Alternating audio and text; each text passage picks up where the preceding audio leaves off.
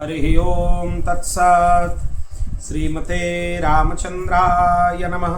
ओम परमहंसा स्वादित चरणकमल चिन्मकरंदाय भक्तजनमानस निवासाय श्रीरामचंद्राय नमः। वागीशा यस्य वदने लक्ष्मीर्यस्य च वक्षसि यस्यास्ति हृदये संवित् तं नृसिंहमहं भजे।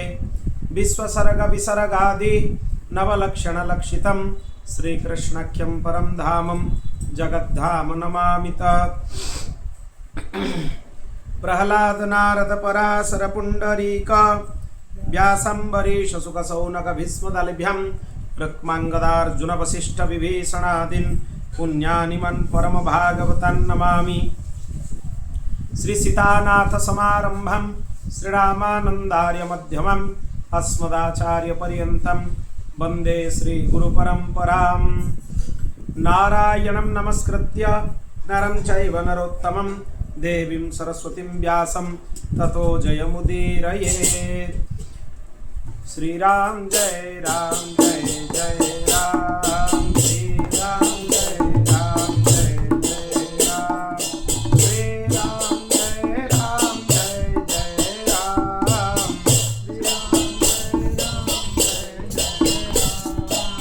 श्रीराम जय राम जय जय राम, श्रीराम जय राम जय जय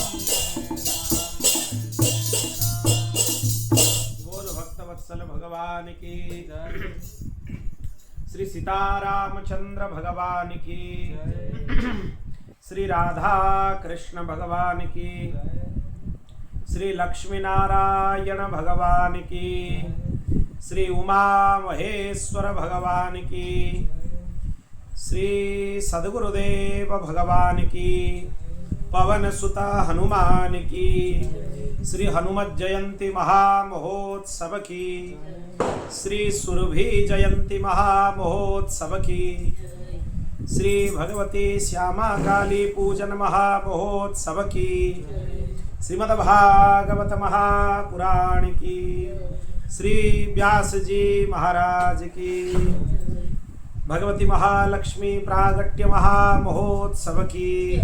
जय जय श्री राधे, जय जय श्री सीताराम, हर हर महादेव, निताय गौर हरि बोल।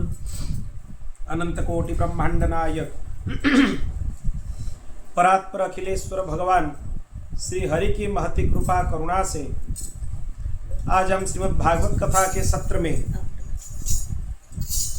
चतुर्दश दिवस के कथा के सत्र में प्रवेश करें। कल हम लोग श्रवण किए थे गजेंद्र मोक्ष की कथा और भिन्न भिन्न मनवंतरों में भगवान के होने वाले अवतारों के विषय में चर्चा किए थे। कुछ अवतार हो चुके हैं और कुछ अवतार होने वाले हैं। संपूर्ण मनवंतरों की संख्या 14 है, 14 मनवंतर है। 14 मनवंतर की चर्चा हो रहा है। आज की तिथि सुबह की चतुर्दशी है और कथा का भी आज चतुर्दश दिवस है, सब 14 है। तो इसीलिए 7 मनवंतरों की चर्चा हम कर चुके हैं। आगामी 7 मनवंतरों की चर्चा अभी प्रारंभ कर रहे हैं। विवस्वान के पुत्र श्राद्धदेव मनु हुए, वो 7वें मनवंतर के मनु हैं। उनके वैवस्वत के 10 पुत्र हुए, इक्ष्वाकु, नभग, धृष्ट, सर्याति, नरिष्यंत, नाभाग, दिष्ट, करुष, वृषध्र और वसुमान। इसमें इस मनवंतरों के देवता आदित्य, वसु, रुद्र, विश्वेदेव, मरुदगण, अश्विनी कुमार, रघु, ये सब ये मनवंतर के देवता हुए।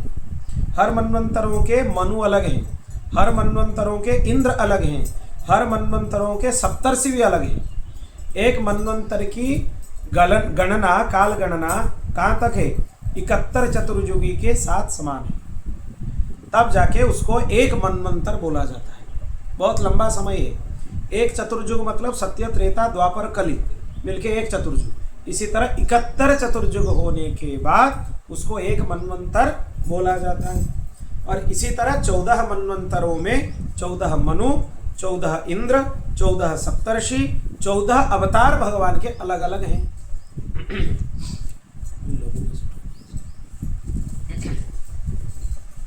कश्यप, अत्रि, वशिष्ठ, विश्वामित्र, गौतम, जमदग्नि, भरद्वाज, ये सप्तर्षि थे उस समय के लिए, उस मनवंतर के लिए।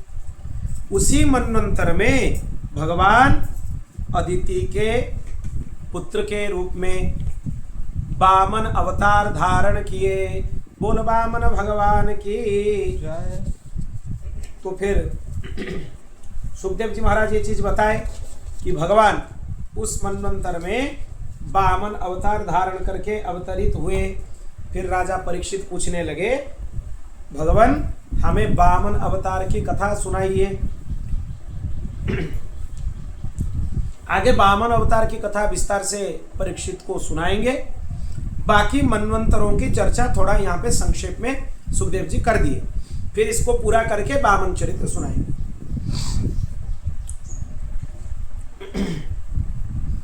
भगवान सूर्य के 2 पत्नी हैं, एक का नाम संज्ञा, दूसरे का नाम छाया। ये दोनों विश्वकर्मा की पुत्री हैं। विश्वकर्मा देवशिल्पी। उनके एक तीसरी पत्नी भी थी जिसका नाम था वड़वा, वो सूर्य की तीसरी पत्नी है। और कुछ कुछ विद्वान यह मत देते हैं कि संज्ञा का दूसरा नाम वड़वा है क्योंकि वो ज्येष्ठा है, बड़ी है, यह भी बोला जाता है। तो उनसे भगवती संज्ञा से 3 पुत्र हुए, यमराज, यमी और श्राद्धदेव। छाया के भी 3 संतान हुए, सावर्णी, शनैश्चर और तप्ती। ये तप्ती नाम की जो कन्या है ये संवरण की पत्नी हुई, संवरण से इनका विवाह हुआ। फिर जब संज्ञा वड़वा का रूप धारण कर लिया तब उनसे दोनों अश्विनी कुमार हुए। अश्विनी कुमार भी सूर्य के पुत्र हैं। ये वड़वा इसीलिए उनको बोला जाता है, संज्ञा ही है पर वो घोड़े का रूप धारण कर लिया, घोड़ी का रूप धारण कर लिया, इसीलिए उनका नाम अलग हो गया, वड़वा। फिर उनसे भगवान सूर्य के समागम से 2 पुत्र हुए, वो दोनों को अश्विनी कुमार बोला जाता है। वो स्वर्ग के वैद्य हैं, दोनों अश्विनी कुमार। फिर 8वें मनवंतर के मनु, सावर्णी मनु हुए। उनके पुत्र हुए होंगे निर्मोक और विरजस्क। उस समय सुतपा, विरजा और अमृतप्रभ नामक देवगण होंगे। और उस समय इंद्रपद पर राजा बलि विराजमान होंगे। सुखदेव जी महाराज बोल रहे हैं। उसके पहले वाले मनवंतर में वामन भगवान का अवतार हुआ, भगवान वामन बलि के ऊपर कृपा किए। फिर आगामी मनवंतर में बलि को इंद्रपद भगवान प्रदान किए, उनका नाम हो गया बलिंद्र। ये आगे के मनवंतर के लिए इसीलिए बोला जा रहा है कि 8वें मनवंतर में ये बलि ही इंद्रपद पर बैठेंगे। फिर गालव, दीप्तिमान, परशुराम, अश्वत्थामा, कृपाचार्य, ऋष्यशृंग और भगवान वेदव्यास, ये 8वें मनवंतर के सप्तर्षि होंगे। ये 7 होंगे सप्तर्षि, सब अलग अलग हैं। और उसी उस समय में देवगुह्य की पत्नी सरस्वती के गर्भ से सार्वभौमक नामक भगवान के अवतार होने वाला है। भगवान का जो अवतार होगा उनका नाम होगा सार्वभौम। वो भगवान इंद्र से स्वर्ग का राज्य छीनकर राजा बलि को दे देंगे। पहले का इंद्र एक होगा, उससे उसका राज्य स्वर्ग को छीन लेंगे और फिर राजा बलि को दे देंगे। वरुण के पुत्र दक्षशावर्णी ये 9वें मनवंतर के मनु होंगे। यह 9वें मनवंतर की बात है। उनके पुत्र होंगे भूतकेतु, दीप्तकेतु आदि अनेक पुत्र होंगे। फिर उस समय जो इंद्र होंगे उनका नाम होगा अद्भुत नामक इंद्र। उस मनवंतर में द्युतिमान आदि ऋषिगण सप्तर्षि होंगे और आयुष्मान की पत्नी अंबुधारा के गर्भ से ऋषभ के रूप में भगवान का कला अवतार होगा और अद्भुत नामक इंद्र भगवान की दी हुई संपत्ति का उपभोग करेंगे। उस मनवंतर के लिए 10वें मनवंतर के मनु होंगे ब्रह्मशावर्णी। वो समस्त सद्गुण उनके अंदर विकासित होंगे। उनके सप्तर्षि उस समय कौन होंगे? भूरिशेन, हविष्मान, सुकृति, सत्य, जय, मूर्ति आदि सप्तर्षि होंगे और सुवासन, विरुद्ध आदि देवताओं के गण होंगे। इंद्र होंगे शंभु। उस मनवंतर में विश्वसृज की पत्नी विसूचि से भगवान विश्वक्सेन के रूप में अवतार ग्रहण करेंगे और शंभु नामक इंद्र से मित्रता करेंगे। ये जो विश्वक्सेन है ये खाली भगवान के पार्षद नहीं है, विश्वक्सेन भगवान के अवतार ही है। मनवंतर में उनके बारे में चर्चा आता है। लोग समझते हैं कि विश्वक्सेन भगवान के पार्षद हैं और उन्हीं के द्वारा रामानुज संप्रदाय का विस्तार हुआ है। भगवान 3 मंत्र 3 बार दिए पर कहीं भी उनका विस्तार नहीं हुआ। अष्टाक्षर नारायण मंत्र है, द्वय मंत्र है या चरम मंत्र है, वो आगे किसी को नहीं दिए। एकमात्र विश्वक्सेन जी मंत्र की परंपरा आगे बढ़ाए। भगवती लक्ष्मी को भगवान द्वय मंत्र दिए, अर्जुन को युद्ध भूमि में भगवान चरम मंत्र दिए और विश्वक्सेन जी को भगवान अष्टाक्षर नारायण मंत्र दिए। वही अष्टाक्षर नारायण मंत्र को विश्वक्सेन जी फिर पृथ्वी पृष्ठ में आकर प्रदान किए। किनको? षटकोप गोस्वामी को। फिर षटकोप गोस्वामी उनके देह त्याग के 500 साल के बाद लगभग वैकुंठ से प्रत्यक्ष आकर फिर नाथ मुनि को मंत्र प्रदान किए। फिर परंपरा लुप्त था 500 साल तक। बीच में 500 साल के बाद वहां से भगवान के निर्देश से षटकोप मुनि दोबारा आए। फिर षटकोप मुनि दीक्षा प्रदान करके नाथ मुनि को उपदेश करके चले गए। फिर संप्रदाय का विस्तार हुआ। इसी तरह संप्रदाय चला है। फिर नाथ मुनि के बाद यामुनाचार्य तक, फिर वहां से आगे गोष्ठीपूर्ण स्वामी, फिर भगवान रामानुजाचार्य, कुरेशाचार्य आदि उनके संप्रदाय का विस्तार आगे तक हुआ। बोल भक्तवत्सल भगवान की। 11वें मनु होंगे धर्म सावरणी। उनके सत्य, धर्म आदि 10 पुत्र होंगे। विहंगम, कामगम, निर्वाण, ऋचि आदि देवता के गण होंगे। अरुण आदि सप्तर्षि होंगे। वैद्रुत नामक इंद्र होंगे और आर्यप की पत्नी वैद्रुता से धर्म सेतु के रूप में भगवान का अंशावतार होगा और वो भगवान त्रिलोकी का रक्षा करेंगे। ये हो गया 11वां मनवंतर, 11 मनवंतर। अब 12वें मनवंतर के मनु है रुद्र सावरणी। उनके पुत्र होंगे देववान, उपदेव, देवश्रेष्ठ। उस मनवंतर में ऋतुधामा नाम के इंद्र होंगे और हरित आदि देवगण होंगे तपोमूर्ति, तपस्वी, अग्निध्रक आदि सप्तर्षि होंगे। उस मनवंतर में सत्यसहा की पत्नी सुनृता के गर्भ से स्वधाम के रूप में भगवान का अंशावतार होगा और भगवान मनवंतर का पालन करेंगे। यह अवतार दूसरे कहीं उनका वर्णन नहीं मिलता है, ये मनवंतर के अवतार है, ये विशेष है। इसीलिए बोला जाता है कि भगवान के अवतार को 24 मत समझना, वो अनंत है, उनको गिनकर लिखना ये किसी के बस में नहीं है। 13वें मन्नु होंगे देव शावर्णी, उनका एक जैसा नाम है। रुद्र शावर्णी जितने हैं सब एक जैसे ही हैं। यहाँ है देव शावर्णी। उनके पुत्र होंगे चित्रसेन, विचित्र, सुकर्म और सूत्राम आदि देवगण होंगे और इंद्र का नाम होगा दिवसपति। और उस समय निर्मोक आदि सप्तर्षि होंगे। देवहोत्र की पत्नी बृहति के गर्भ से भगवान का योगेश्वर के रूप में अवतार होगा और भगवान दिवसपति को इंद्रपद देंगे। और चतुर्दश मनवंतर में 14वें मनवंतर में मनु होंगे इंद्र शावर्णी, सब एक जैसे नाम। उनके पुत्र होंगे उरु, गंभीर, बुद्धि। उस समय पवित्र चाक्षुष देवगण होंगे।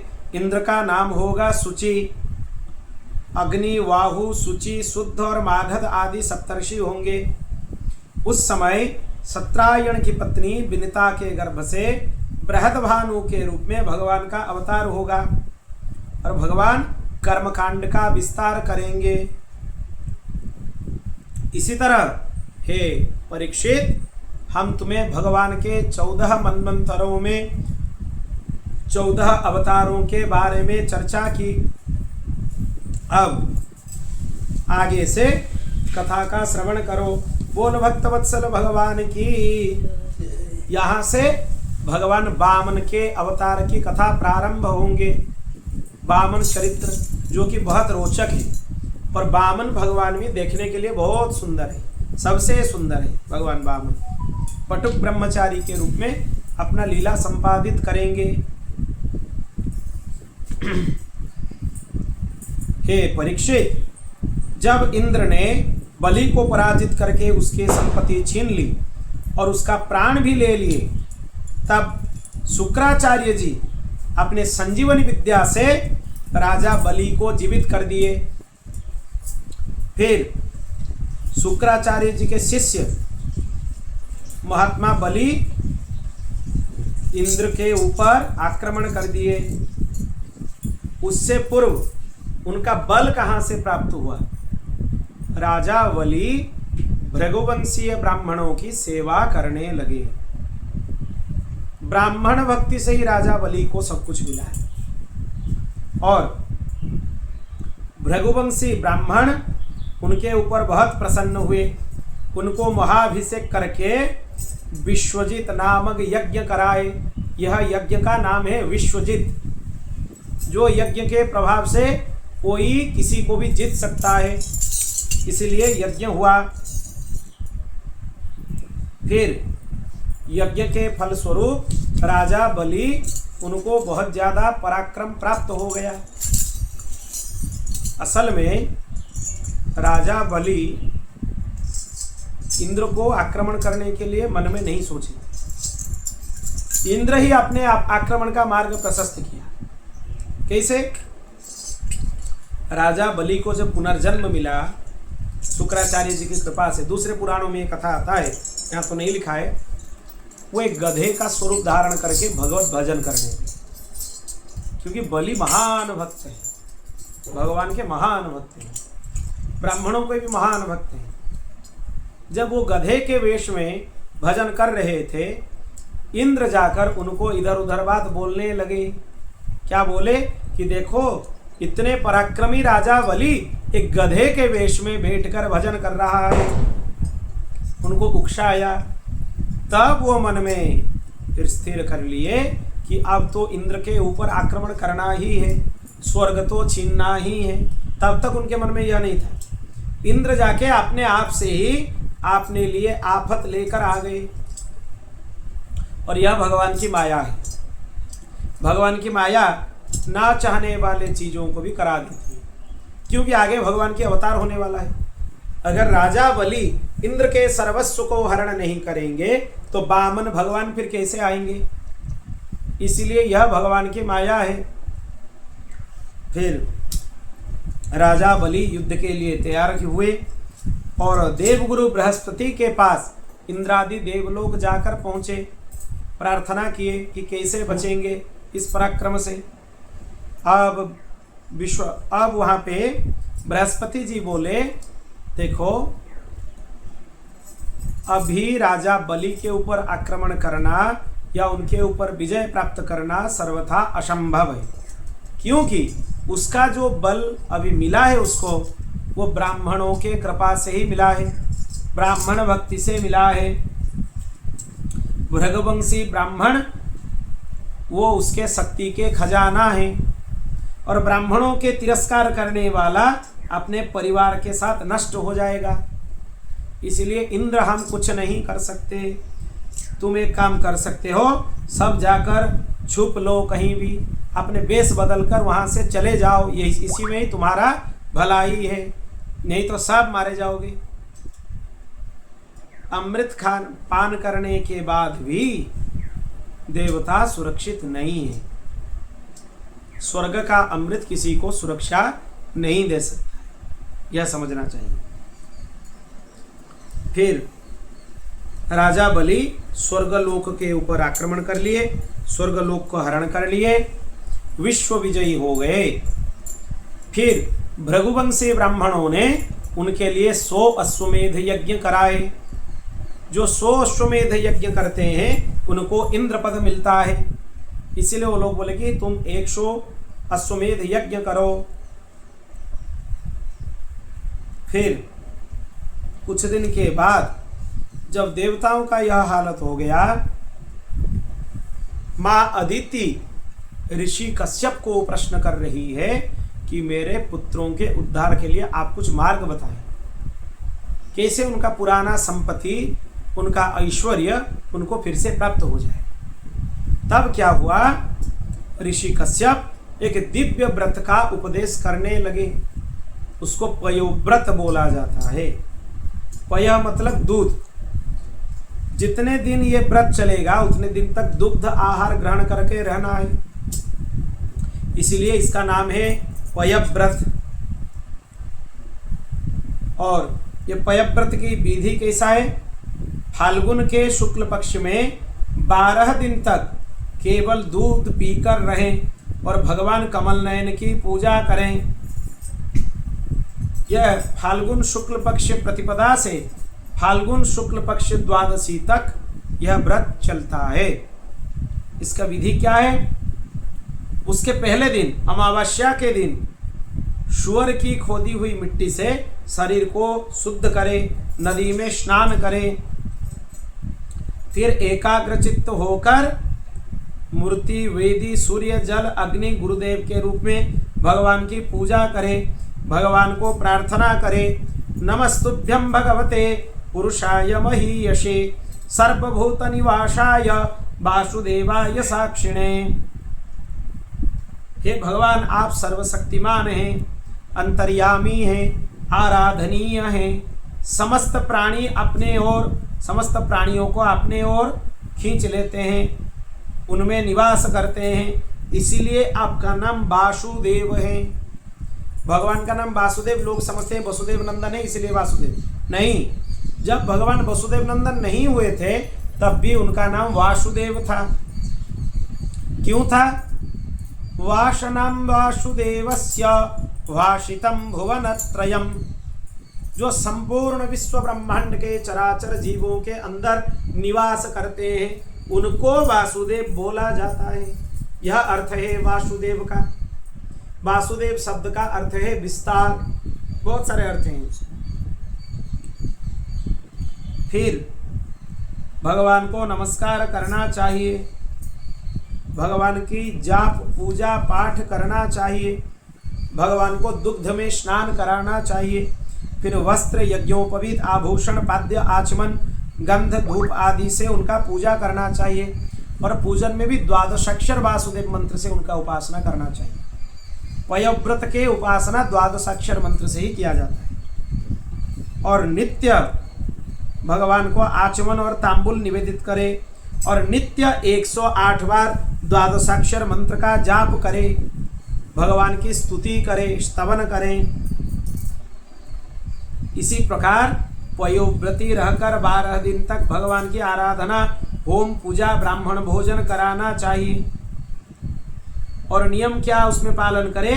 ब्रह्मचर्य का पालन करे, पृथ्वी पर शयन करे, तीनों समय स्नान करे, झूठ ना बोले, पापियों से बात ना करे, पाप की बात ना करे और सभी प्रकार के भोगों का त्याग करना चाहिए। किसी के मन में कष्ट नहीं पहुंचाना चाहिए। यह नियम को पालन करते हुए फिर भगवान की उपासना करना चाहिए। इसी विधि से कोई पयोव्रत करे तो उनको विशिष्ट फल का प्राप्ति होती है किसी भी कामना के लिए। विशेषतः पुत्र कामना और दूसरे भी किसी कामना के लिए इसको किया जा सकता है। अब अदिति 12 दिन तक इस व्रत का अनुष्ठान किया। फिर भगवान वासुदेव में अपना मन को संपूर्ण अर्पित कर दी, भगवान को प्रार्थना करने लगी। यज्ञ स यज्ञ पुरुषाच्युत तीर्थपाद तीर्थश्रव श्रवण मंगल नामधेय आपन्न लोक वृजिनोपसमोदयाद्य शम्नः कृधेश भगवन्नशि दीननाथ।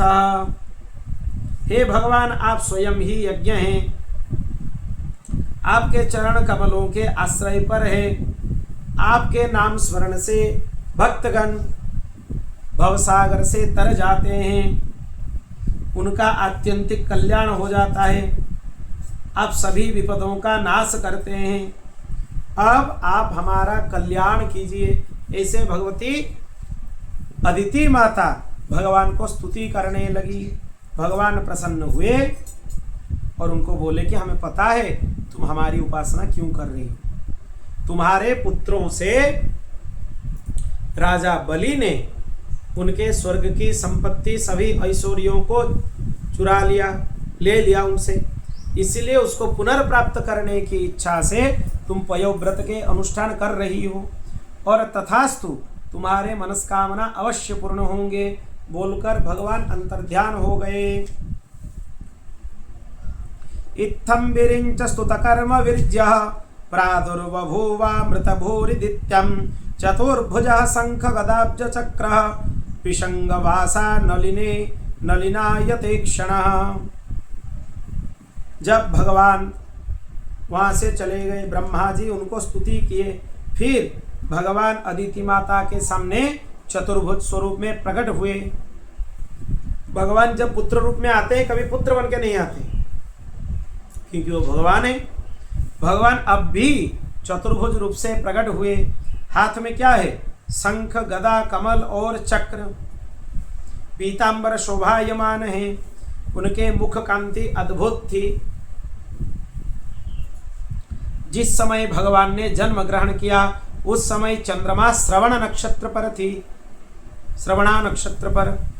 इसलिए भाद्रपद मास के शुक्ल पक्ष की श्रवण नक्षत्र वाली द्वादशी के दिन भगवान वामन प्रकट हुए। वामन देव भगवान की। उस तिथि को विजय द्वादशी बोला जाता है। फिर सभी देवगण ऋषिगण उनका पूजन करने लगे। उनको ब्रह्मचारी वेश बना दिया गया। उनका संस्कार हुआ, जात कर्म आदि संस्कार हुए, उपनयन होने लगा। उनको गायत्री के अधिष्ठात्री देवता सविता स्वयं गायत्री मंत्र के उपदेश किए। किनको? भगवान वामन को। और देवगुरु बृहस्पति उनको यज्ञोपवीत दिए और कश्यप ने मेखला दी। पृथ्वी देवी उनको कृष्ण मृगचर्म दिए। वन के स्वामी चंद्रमा दंड प्रदान किए। माता अदिति कोपिन प्रदान किए और कटिवस्त्र प्रदान किए। आकाश के अभिमानी देवता भगवान को छत्र दिए। सरस्वती भगवती ने उनको रुद्राक्ष की माला दी, ब्रह्मा जी ने कमंडलू दिए और सप्तर्षियों ने कुश दिए उनको। इसी तरह उनका उपनयन संस्कार पूरा हो गया। फिर भगवान अग्नि में समिधाधान पूर्वक आहुति देने लगे। वो एक विधान है समिधाधान का।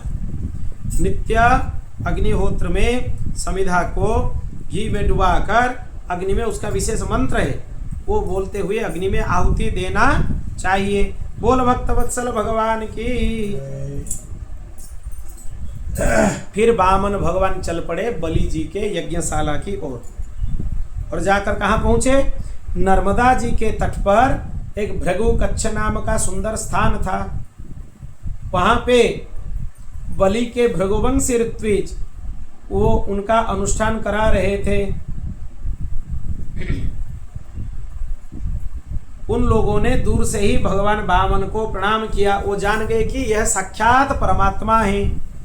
राजा बलि के यज्ञशाला की ओर जा रहे हैं। वामन भगवान यज्ञ मंडप में प्रवेश किए। सभी बड़े बड़े ऋषि उनको देखकर हाथ जोड़कर अपने आसन से खड़ा हो गए। उनके मन में आया कि इतने तपस्वी बटुक ब्रह्मचारी कोई हो सकता है क्या? इतने तपस्वी, इतना तेज है भगवान वामन के शरीर में, ऋषियों की नेत्र ज्योति मानो चले ही गए, कुछ नहीं देख सके वो। इतना तीव्र ज्योति भगवान वामन से निकल रहा है। उनके तपोबल के प्रभाव से सबका वाणी फीका पड़ गया। किसी के मुंह से कोई शब्द नहीं निकला। वो जैसे स्तंभित हो जाते हैं सब, वो सब स्तंभित हो गए। फिर राजा बलि उनके सत्कार किए, उनको प्रणाम किए। फिर बोले आप जो चाहेंगे आपको हम दान देंगे। क्या देंगे? आपको गाय देंगे, सोना देंगे, सामग्रियों से सुसज्जित घर देंगे, पवित्र अन्न पीने का वस्तु, विवाह के लिए ब्राह्मण की कन्या, संपत्तियों से भरे हुए गांव, घोड़े, हाथी, रथ, ये सब आप मुझसे मांग सकते हैं। ये इनमें से जो मांगेंगे हम दे देंगे।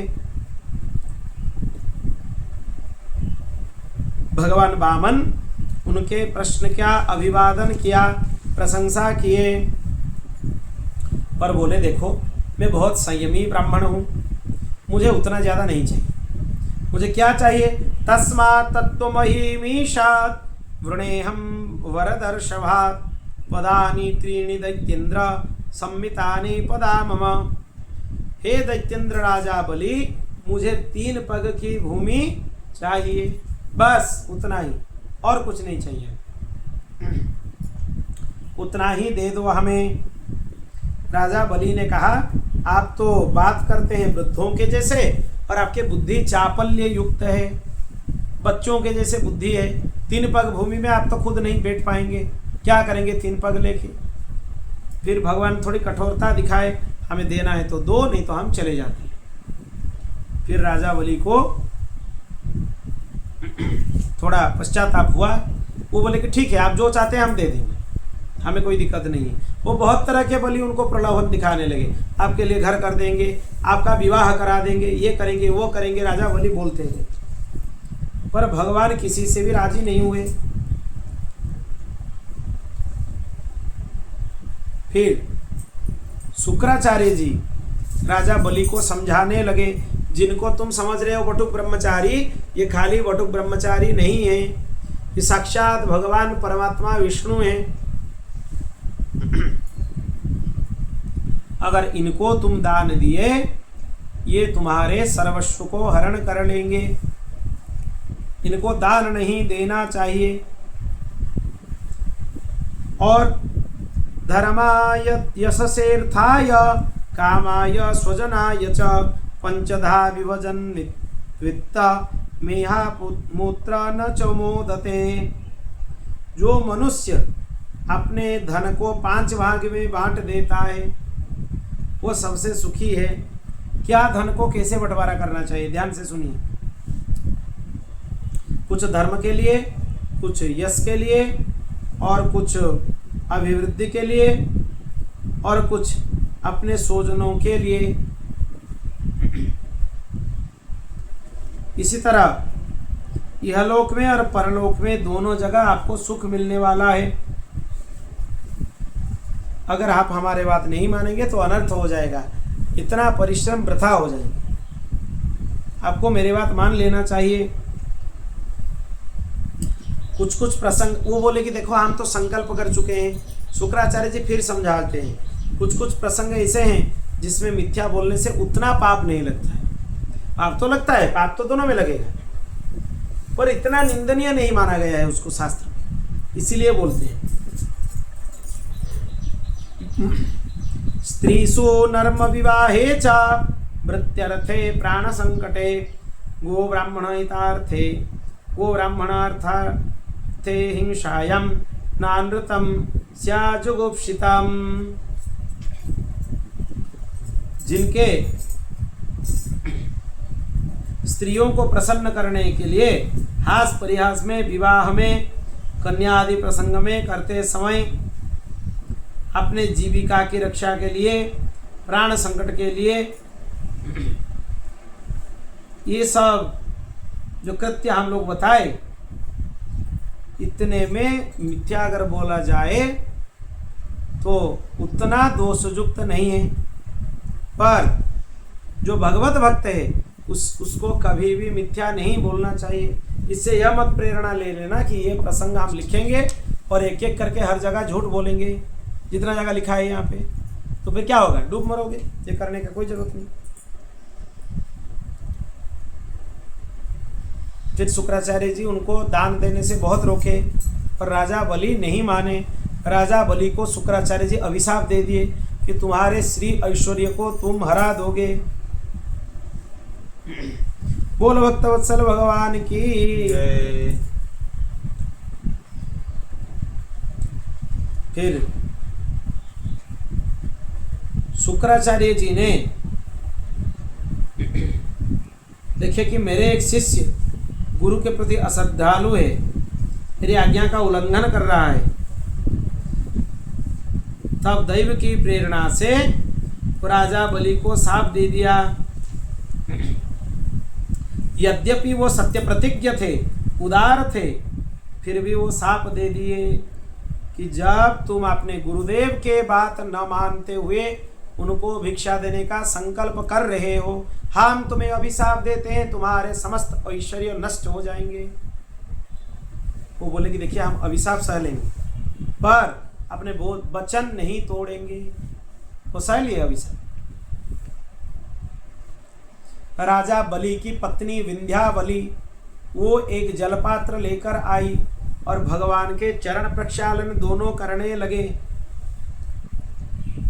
भगवान का त्रिगुणात्मक वामन स्वरूप बढ़ने लगा। भगवान पृथ्वी, आकाश, दिशा, स्वर्ग, पाताल, समुद्र, पशु पक्षी, मनुष्य, देवता सबको भगवान वामन अपने एक चरणों में नाप लिए। और वो चरण कहाँ तक विस्तारित हुआ? सत्यलोक तक विस्तारित हुआ। सत्यलोक मतलब ब्रह्मलोक।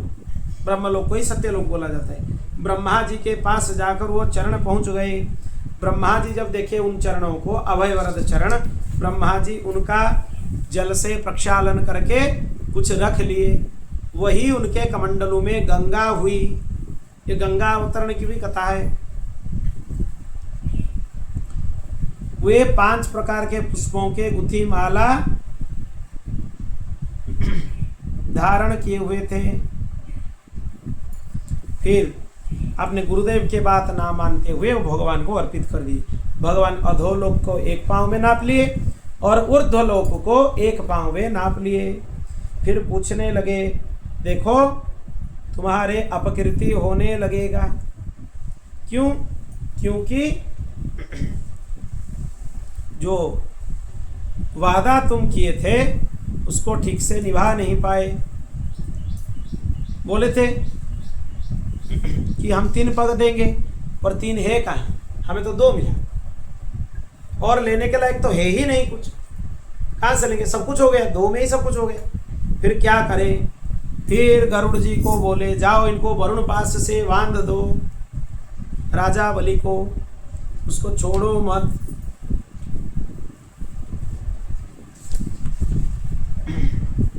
बोल भक्त वत्सल भगवान की। तब राजा बलि भगवान के श्री चरणों में गिर गए, फिर प्रार्थना करने लगे। भगवान को अनेक स्तुति किए। स्तुति में भगवान थोड़ा प्रसन्न हुए, फिर यह निर्देश दिए कि मुंचे नरत सर्वस्वम नायर महति निग्रहम। असल में ब्रह्मा जी ये चीज भगवान को बोले कि यह इस नारद का निग्रह मत कीजिए। निग्रह मतलब क्या है? दंड देना, नियंत्रित करना, शासन करना, यह है दंड विधि। अब देखो, जो मनुष्य सच्चे हृदय से भगवान के श्री चरणों में अर्घ्य देता है, दुर्वादल से उनकी पूजा अर्चना करता है, भगवान उसको त्रिलोकी दे देते हैं। और हम तो आपके चरणों के दास हैं, दासानुदास हैं।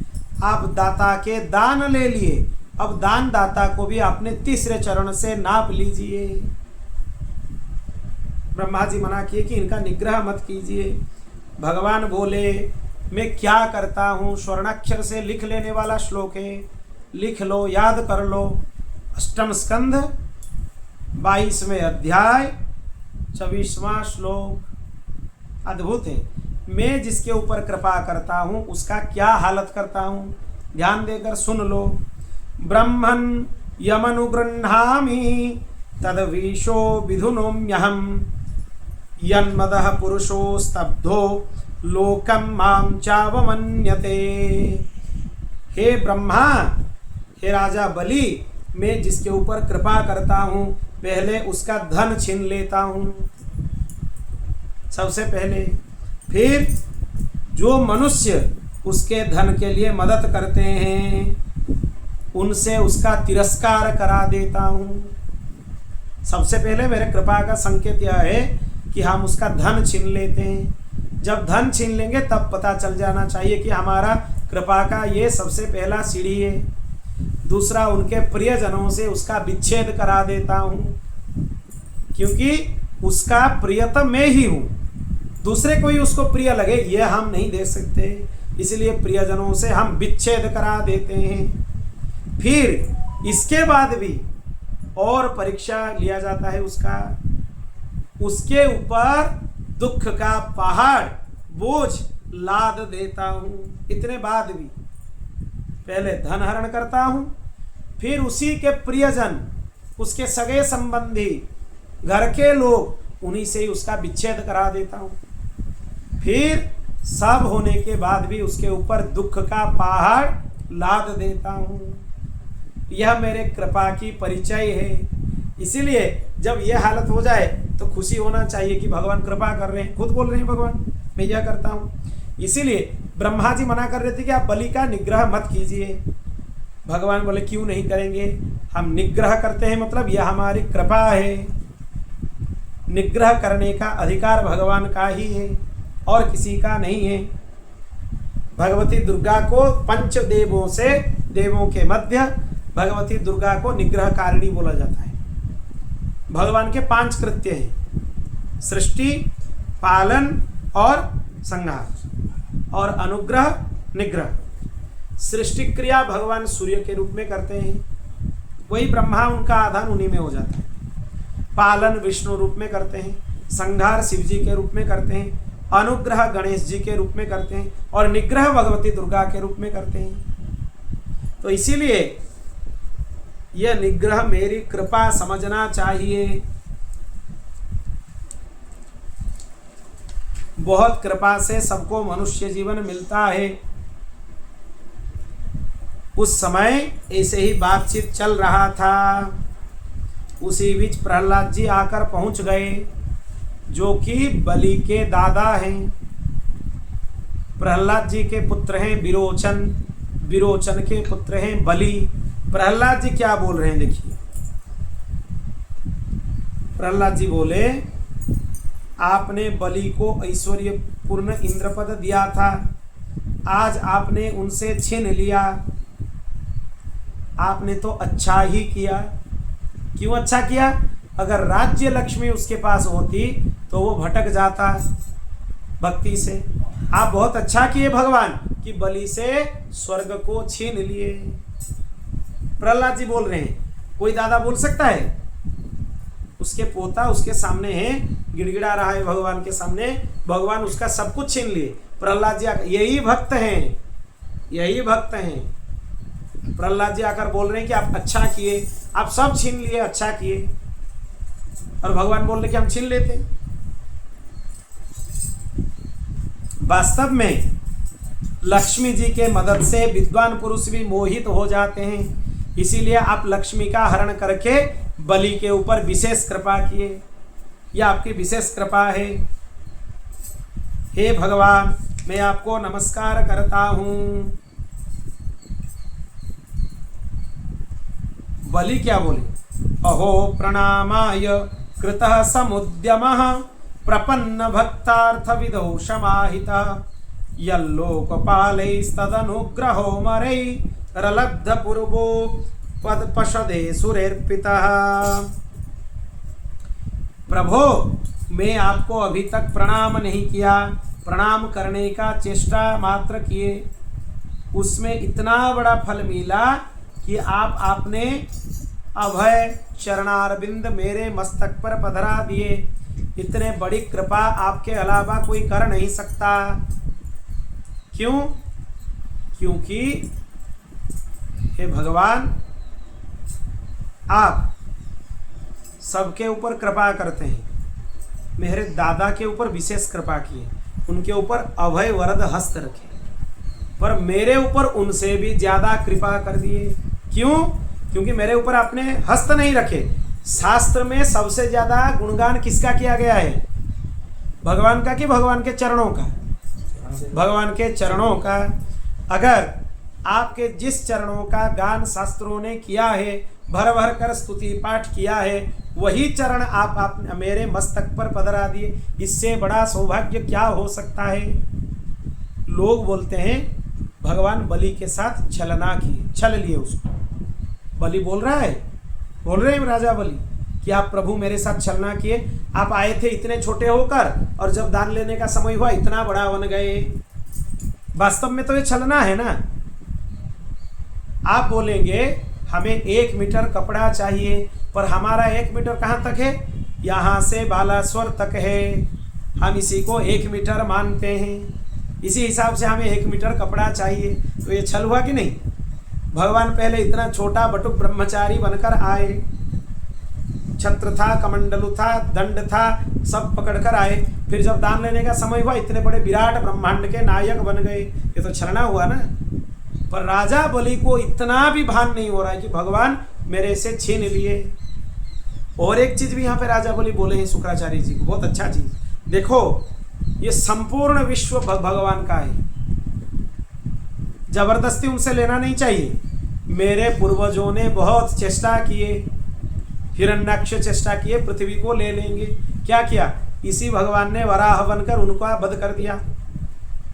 दूसरे पूर्वज हिरण्यकशिपु को, परदाता को इन्होंने अपने नाखूनों से चीर फाड़ कर फेंक दिए। तो अगर हम अच्छे से नहीं देंगे, ये तो दान लेने के लिए आए हैं, कितने कृपा है इनका देखिए। अगर अच्छे से इनको हम नहीं देंगे, फिर कौन से विकट स्वरूप धारण करके छीन लेंगे, वो भी बताया नहीं जा सकता। सब कुछ तो उन्हीं का ही है ना। भगवती पृथ्वी किसकी पत्नी है? भगवान की पत्नी है। इसीलिए उनसे यही अच्छा है कि वो दान लेने के लिए आए हैं, उसमें दान दे दिया जाए, उसमें हमारा यश कीर्ति बढ़ता रहेगा। अगर हम नहीं देंगे, ये जबरदस्ती लेंगे, हमारे पूर्वजों को किसी को एक थप्पड़ में मार दिए तो किसी को चीर फाड़ कर फेंक दिए, ये हालत होगा। इसीलिए इनसे हठ नहीं करना चाहिए। ये भक्त का दृष्टिकोण है। बलि बोल रहे हैं कि ये मेरे ऊपर कृपा है आपका, कोई छलना नहीं है प्रभु। मेरे जैसे नीच असुर के ऊपर आप इतने कृपा किए, इससे बड़ा क्या हो सकता है? प्रहलाद जी भाव में गदगद हो गए। प्रहलाद जी के सामने ये सब हो रहा है ना। प्रहलाद जी गदगद हो गए। क्या बोले? नेमं विरिंचो लभते प्रसादम न श्रीर्न सरब किमुता परेते। जन्नो शुराणा मसी दुर्गपालो विश्वोभिवंद्यै रपि वंदितंघ्री। प्रहलाद जी बहुत प्रसन्न हो गए। क्या बोले? नेमं विरिंचो लभते प्रसाद न श्री न सर्व किमुता परेते। हे भगवान, आप हमारे असुरों के ऊपर इतने कृपा किए, इतने कृपा किए, इतने कृपा तो आप ब्रह्मा जी के ऊपर भी नहीं किए। नेमं विरिंचो, विरिंची मतलब ब्रह्मा, न श्री, श्री मतलब भगवती महालक्ष्मी, जो दिन रात आपके चरण चापती रहती भगवती महालक्ष्मी, उसके ऊपर भी आप इतने कृपा नहीं किए। स्वयं शिव जी, उनके ऊपर भी इतने कृपा नहीं किए, पर आप हमारे असुरों के ऊपर इतने कृपा किए, इतने कृपा किए, हमें कृतार्थ कर दिए। पूछ रहे थे ना सुखदेव जी महाराज को, परीक्षित जी, हम सुनते हैं कि भगवान भेदभाव नहीं करते, तो देवताओं का पक्ष लेते हैं, राक्षसों के साथ अन्याय करते हैं। क्या अन्याय करते हैं? राक्षसों को भगवान निहाल कर दिए, जो कि देवताओं को भी प्राप्त नहीं हुआ, निहाल कर दिए। आज तक भी राजा बलि को महाभागवत के रूप में स्मरण किया जाता है, उनके दादा प्रहलाद जी को महाभागवत के रूप में स्मरण किया जाता है। अद्भुत है भगवान का प्रेम। भगवान कुछ भेदभाव नहीं करते हैं, जो भी उनके लिए प्रेम करता है उसको भगवान उद्धार करते हैं, उसके साथ प्रेम करते हैं। प्रहलाद, तुम्हारा कल्याण हो। हे राजा बलि, अब तुम सुतल लोक में चले जाओ, वहीं तुम्हें इंद्र स्वर्ग लोक की संपूर्ण वैभव प्राप्त होंगे, तुम्हें बलिंद्र बोला जाएगा और आगामी मनवंतर में तुम्हें इंद्र पद प्राप्त होंगे। लोग बोलते हैं कि उनके मस्तक के ऊपर चरण रख के भगवान चाप दिए। ये नहीं है, ये ठीक नहीं है, ये भागवत जी में लिखा नहीं है। ये चीज अपने मन से इधर उधर चीज बोलना नहीं चाहिए। जो चीज ग्रंथ में है जैसे है वैसे ही बोलना चाहिए, इधर उधर का चीज बोलना नहीं चाहिए। लोग बोल देते हैं अतिदाने बलिर वध, बलि का कहाँ वध किए भगवान? बलि के ऊपर निग्रह किए। बलि तो चिरंजीवी है, अभी भी है बलि। जो 7 चिरंजीवियों का नाम आता है, अश्वत्थमा, बलिर, व्यास, बलि तो चिरंजीवी है, अब भी है बलि। इसलिए इसे इधर उधर का बात, बिना हाथ पांव के बात सुनना नहीं चाहिए, करना भी नहीं चाहिए। बोल भक्त वत्सल भगवान की। आप सब लोग सुतल लोक चले जाओ, वहां निवास करो और वहां सुखपूर्वक निवास करो। प्रहलाद जी बोले, जो आज्ञा भगवान, जो आपकी कृपा है। फिर उनका परिक्रमा करके उसी समय वो वहां चले गए जिस समय भगवान त्रिविक्रम अवतार धारण किए। जाम्बवान जी भगवान संपूर्ण पृथ्वी के सहित भगवान को 7 बार परिक्रमा कर लिए, उस समय वो कर लिए थे। ये भी एक अद्भुत चरित्र है, भागवत जी में लिखा है स्पष्ट। जाम्बवान जी भगवान को वामन अवतार जब भगवान धारण किए, 7 बार संपूर्ण पृथ्वी के सहित भगवान के परिक्रमा कर दिए। कितने अद्भुत है जाम्बवान जी। फिर भगवान शुक्राचार्य को आकर बोले, देखो अब जो यज्ञ में त्रुटि कुछ है, यज्ञ पूर्ण नहीं हुआ था, हे शुक्राचार्य आप यज्ञ को पूरा कर दीजिए। भगवान उनको आज्ञा दिए। किनको? शुक्राचार्य जी को। शुक्राचार्य जी के जो आंख फोड़ना वो भागवत जी में नहीं है, दूसरे पुराणों में आता है वो चीज, कि जब वो संकल्प करने के लिए जल छोड़ रहे थे तो शुक्राचार्य जी आकर बैठ गए, भगवान अपने कुशा से उसको साफ कर दिए, फिर शुक्राचार्य जी का एक नेत्र फूट गया। ये यहाँ पे नहीं है, भागवत जी में नहीं है, दूसरे पुराणों में ये चीज आता है। तो फिर शुक्राचार्य जी अद्भुत बात बोले, इसको स्वर्णाक्षर में लिख लेना चाहिए। देखिए क्या बोलते हैं शुक्राचार्य जी। शुक्राचार्य जी के बारे में भी लोग उठपटांग बात बोलते हैं। शुक्राचार्य जी भगवान के विभूति हैं। गीता में भगवान बोलते हैं कि कविना मुशना कवि। शुक्राचार्य ऋषियों में मैं शुक्राचार्य हूँ। बोल सकते थे मैं बृहस्पति हूँ, नहीं बोले। भगवान बोले कि मैं शुक्राचार्य हूँ, ये साधारण ऋषि नहीं है। क्या बोलते हैं देखिए, मंत्रतस्तंत्रतश्छिद्रम देशकालारवस्तुता सर्वं करोति निश्छिद्रम नाम संकीर्तनम तवा। हे भगवान, अगर मंत्र में, अनुष्ठान के पद्धति में, देश काल पात्र और वस्तु में कुछ भी भूल चूक हुआ हो, आपके नाम संकीर्तन से सब पूरा हो जाते हैं। कौन बोल रहे हैं? भगवान शुक्राचार्य, कि आपका नाम स्मरण करने से सब पूरा हो जाता है और कुछ बाकी नहीं रहा प्रभु। फिर भी तथापि बदतो भूमन करिष्याम्यनुशासनम एतच्छ्रेय परम पुंसम यत्तवाज्ञानुपालनम। देखिए, यज्ञ तो पूरा हो गया क्योंकि आपके नाम स्मरण से सब पूरा हो जाता है। फिर भी आप भगवान हैं, इसीलिए आप मुझे आज्ञा दिए। आपके आज्ञा के पालन के लिए मैं यज्ञ की बाकी विधियों का पूर्णता करता हूँ। इसलिए करता हूँ कि आप आज्ञा नहीं, पर आवश्यकता नहीं है, क्योंकि आपके नाम स्मरण से सब यज्ञ पूरा हो जाते हैं, सब पूरा हो जाते हैं। इसी प्रकार इंद्र को लाकर स्वर्ग का राज्य भगवान वामन दे दिए। वो इंद्र के छोटे भाई हैं, इसलिए उनका नाम क्या हुआ? उपेंद्र। वामन के दूसरे नाम। वो इंद्र के भी छोटे भाई बन जाते हैं, कुछ भी बन जाते हैं। कभी कछुआ बन जाते हैं, कभी मोहिनी उल्टा स्त्री बन जाती है, कभी सूकर बन जाते हैं, कभी सिंह बन जाते हैं। विचित्र विचित्र स्वरूप भगवान धारण कर लेते हैं। फिर सब लोग वामन भगवान का अभिषेक करने लगे, उनका पूजन करने लगे। उनको उपेंद्र पद प्रदान किया गया। इंद्र के बाद जो पद है वो उपेंद्र है। स्वर्ग में भगवान वामन उपेंद्र के पद पर अभिषिक्त हैं विधिवत। पर बलि को बहुत कष्ट हुआ, इसलिए बोला जाता है बलि के द्वार में द्वारपाल होकर भगवान रहते हैं।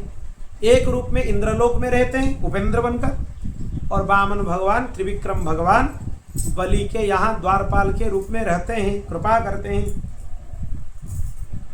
जो वामन भगवान का यह चरित्र सुनता है उसका सारे पाप छूट जाते हैं। वामन चरित्र को जो सुनता है उसे परम गति प्राप्त होती है, भगवान मिलते हैं उनको।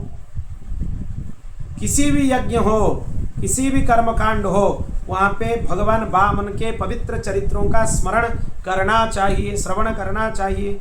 उससे बड़े बड़े कार्य सफलता पूर्वक संपन्न हो जाते हैं। यह अद्भुत फलश्रुति है। फिर अंत में मत्स्यावतार की कथा बताए। परीक्षित प्रश्न किए कि भगवान की जो मत्स्यावतार है उसके बारे में थोड़ा बताइए, वो कैसे हुआ। तब राजा परीक्षित के प्रश्न के ऊपर सुखदेव जी वर्णन प्रारंभ किए। भगवान तो एक ही है, पर गो ब्राह्मण देवता साधु वेद धर्म अर्थ के लिए भगवान शरीर धारण करते हैं। गो विप्रासुर साधु नाम छंदसामपि चेश्वर रक्षा मिच्ඡन स्तनुर्धत्ते धर्मश्चार्थस्य चैवहि। ये गोस्वामी जी का पूरा यही भाव है। विप्रधेनुसुर संतहित लीन मनुज अवतार निज माया निर्मित तनु माया गुण गोपार सियावर रामचंद्र की जय। एक बार ब्रह्मा जी सो गए, ब्राह्म नामक नैमित्तिक प्रलय हो गया। उनके मुख से सब वेद निकल गए। किनके मुख से? ब्रह्मा जी के। वो सो गए, सोने के बाद उनके मुख से सब वेद निकल गए और उनको हयग्रीव नामक एक दैत्य हरण करके ले गया वेदों को। भगवान हयग्रीव की यह चेष्टा जान ली, इसीलिए वह मत्स्यावतार ग्रहण किए। श्री मत्स्य भगवान की। उस समय सत्यव्रत नाम के एक उदार राजा थे। वो केवल जल पीकर तपस्या कर रहे थे। वही वर्तमान महाकल्प में सूर्य के पुत्र श्राद्धदेव नाम से विख्यात हुए हैं। वो एक दिन जल में तर्पण कर रहे थे। उनके अंजलि में एक छोटी सी मछली आ गई। वो प्रार्थना करने लगी, हे राजन, आप मुझे यहाँ से रक्षा कीजिए। जब प्रलय काल आएगा फिर आपको हम महाजल प्लावन से रक्षा करेंगे। वो बोल दिए। तो उनके बात से ही उनको राजा लेकर आ गए। फिर उनके रक्षा करने के लिए अपने जल पात्र में रख लिए। एक रात में मछली कमंडलू में इतनी बढ़ गई, उसके लिए वो स्थान पर्याप्त नहीं हुआ। मछली ने राजा से कहा, यहाँ मैं कष्टपूर्वक रहती हूँ, यहाँ से मुझे निकालकर सुखपूर्वक रहने के लिए छोड़ दीजिए। फिर उसको बड़े पानी के मटके में रख दिए, वो भी छोटा हो गया। फिर उसको वहाँ से निकालकर सरोवर में डाल दिए, सरोवर भी छोटा हो गया उनके लिए। फिर सरोवर से उनको निकालकर एक नदी में डाल दिए। फिर नदी में भी वो उनका स्वरूप बहुत बड़ा हो गया। फिर राजा सोचे कि इनको कहाँ रखें, फिर उनको समुद्र में लेकर छोड़ दिए। समुद्र में भगवान मत्स्य अपने संपूर्ण स्वरूप का दर्शन प्रदान किए सत्यव्रत मनु को, और उनसे राजा के साथ उनका वार्तालाप हुआ। भगवान बोले, आज से 7वें दिन भूलोक में प्रलय, समुद्र में भूलोक डूब जाएंगे। उस समय एक बहुत बड़ी नौका तुम्हारे पास आएगी। तुम्हें एक काम करना है। उस समय समस्त प्राणियों के सूक्ष्म शरीर को सप्तर्षियों के साथ लेकर नौका पर चढ़ जाना है, और कुछ बीज, वृक्ष, लता आदि वो भी भरना है, क्योंकि प्रलय के बाद सब कुछ जल प्लावित हो जाएगा। प्रलय में सब प्राणी मर जाएंगे, पर उनका जो सूक्ष्म शरीर है उसको तुम पकड़ लेना। सूक्ष्म शरीर का मृत्यु नहीं होता है उसको, क्योंकि वो पूर्ण प्रलय नहीं है। पूर्ण प्रलय में सूक्ष्म शरीर नष्ट हो जाता है, कारण शरीर फिर भी रहता है। इसीलिए सबको पकड़ लेना, और सबको पकड़ के वहाँ पे चढ़ लेना नाव के ऊपर। मैं नाव को पार लगाने के लिए आऊँगा।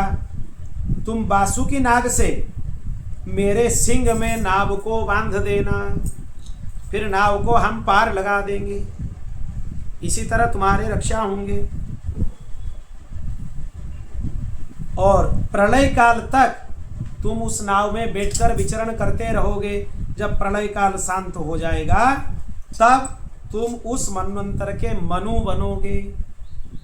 मनु पद तुम्हें संभालना है। फिर भगवान के चिंतन करने लगे। भगवान उनको बहुत सारे उपदेश दिए। वही उपदेश को बोला जाता है मत्स्य पुराण। यहाँ पे लिखा गया है, जो मत्स्य पुराण है उसमें भगवान मत्स्य राजा सत्यव्रत को बहुत सारे उपदेश किए हैं। फिर जब पिछले प्रलय के अंत हो गया, ब्रह्मा जी की नींद टूटी, भगवान मत्स्य हयग्रीव को मारकर वेद छीन लिए, ब्रह्मा जी को दे दिए। यह कभी कभी यह भी पुराण में लिखा होता है कि भगवान हयग्रीव अवतार धारण करके हयग्रीव को मार दिए। भगवान का एक हयग्रीव अवतार भी है, घोड़े जैसा मुंह है, उसी में उनका उद्धार किए। आगे कल्प में वही वैवस्वत मनु बने, सत्यव्रत मनु। जो सत्यव्रत राजा का संवाद मत्स्य भगवान के साथ सुनता है वो सभी पापों से मुक्त हो जाता है। बोल भक्त वत्सल भगवान की। यहाँ अष्टम स्कंद की कथा पूर्ण होते हैं। कल से हम नवम स्कंद की कथा प्रारंभ करेंगे, जहाँ पे सूर्यवंश की राजाओं का चरित्र और उसके साथ भगवान श्री राम का दिव्य चरित्र सुनेंगे। शुक रामायण श्रवण करेंगे। सप्ताह कथा में शुक रामायण श्रवण नहीं कर पाते, समय नहीं मिलता है उसमें। यहाँ पे ये मासिक कथा है, इसलिए इसमें थोड़ा शुक रामायण के ऊपर ज़्यादा दृष्टिपात करेंगे। बोल भक्त वत्सल भगवान की, शरणागत वत्सल भगवान की। गोविंद जय जय गोपाल जय जय राधा रमण हरि गोविंद जय जय गोविंद जय जय गोपाल गोविंद जय